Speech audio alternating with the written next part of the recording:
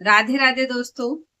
चलिए चलते हैं धार्मिक ग्रंथों और पौराणिक कथाओं की ओर। आज मैं एक प्रेरणादायक कहानी लेकर आई हूँ। एक बार की बात है, एक डाकू एक जंगल में रहता था और वह अक्सर वहां से निकलने वाले लोगों को लूट लिया करता था, मार भी डालता था और अपना जीवन यापन करने के लिए पशु पक्षियों को भी मारकर अपना भोजन बना दिया करता था। यही उसकी जीवन की दिनचर्या थी। इसी प्रकार एक बार शिकार की खोज में जंगल में भटकते भटकते वो एक आश्रम में पहुंचा, जहां पर एक महान साधु महाराज रहते थे। वे अपने शिष्यों को प्रवचन दे रहे थे कि जीव के प्रति दया करना मनुष्य का सबसे बड़ा धर्म होता है। उसने ये बात सुनी तो उसके मन में ये विचार आया कि मैं तो हमेशा ही जीवों की हत्या कर देता हूँ, लूटपाट कर देता हूँ और लोगों को भी मार देता हूँ।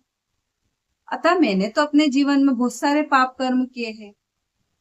साधु का प्रवचन कुछ देर सुनने के बाद उसे ये अनुभव होता है कि मैंने तो अपने जीवन में बहुत से पाप कर्म किए हैं, अब मैं इसका प्रायश्चित करना चाहता हूँ। तो वो ये सब मन में जैसे ही विचार आता है, साधु के पास जाता है, उनके चरणों में गिरकर हाथ जोड़कर विनती करता है कि साधु महाराज, मैंने अपने जीवन में बहुत से पाप कर्म किए हैं, अब मैं इससे छुटकारा पाना चाहता हूँ, मैं अपने जीवन में बदलाव चाहता हूँ। साधु महाराज ने कहा, ये तो बहुत अच्छी बात है कि तुमने बदलने का निर्णय लिया, लेकिन अभी तुम्हारा कुछ प्रायश्चित बाकी है। तुमने जितना पाप कर्म किया है उसके हिसाब से यदि तुम अभी कुछ दिन प्रायश्चित करोगे, उसके बाद मैं तुम्हें अपना शिष्य बना लूंगा। डाकू ने पूछा कि मुझे कैसे पता चलेगा कि अब आप मुझे अपना शिष्य बनाने वाले हैं। तब साधु महाराज ने, बहुत सिद्ध साधु महाराज थे, तो उन्होंने एक सूखी हुई लकड़ी दी और उन्होंने कहा कि आप आज से तुम अपने गलत कार्यों को करना बंद कर दो, और जब तुम अच्छे कार्य करो, जब तुम्हारे अच्छे कार्य अच्छे होंगे तो ये जो लकड़ी है ये हरी हो जाएगी, और जब ये लकड़ी सूखी से हरी हो जाए तब तुम मेरे पास आ जाना, मैं तुम्हें अपना शिष्य बना लूंगा। अब ये डाकू वो लकड़ी लेकर जंगल पार करके निकलने लगा आगे। अब जंगल पार करके जा रहा था, एक गांव था रास्ते में। तभी वो देखता है कि उस गांव के बाहर कुछ जो लुटेरे होते हैं वो उन गांव वासियों को लूटने की योजना बना रहे होते हैं। ये सब बात उसने सुन ली। अब उसने ये सोचा डाकू ने कि मैं हमेशा से तो मार धाड़ करता था, अब आज और इन डाकुओं को मैं मार देता हूँ ताकि गांव वालों की रक्षा हो जाए, और मैं कल से अच्छे कार्य करूंगा, मैं कल से अच्छा बिल्कुल एक बढ़िया आदमी बनूंगा, किसी को नहीं मारूंगा, ऐसा मन में विचार करता है वो। अब उस रात ये जो लुटेरे अन्य डाकू थे ये गांव में जाकर लूटपाट करने वाले थे।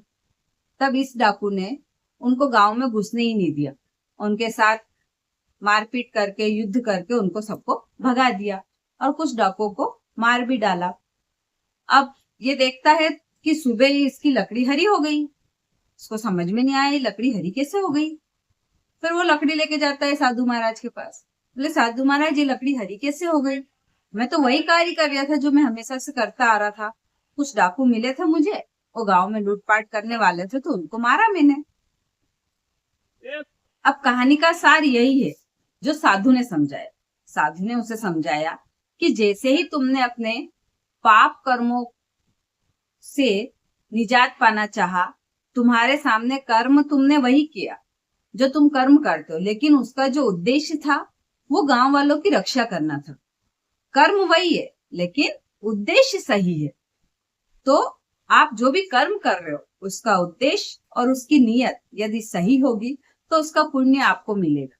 इसी प्रकार तुमने जो पिछले सारे पाप कर्म किए थे, इस एक तुम्हारे नेक उद्देश्य और नेक कर्म से तुम्हारे पाप जो है वो इस कर्म की वजह से पुण्य में परिवर्तित हो गए और तुम अब मेरे शिष्य बनने के योग्य हो।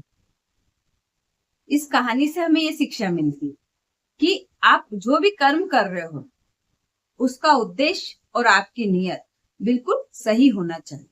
तो आपको उसमें पुण्य भी मिलेगा और सफलता भी मिलेगी। धन्यवाद।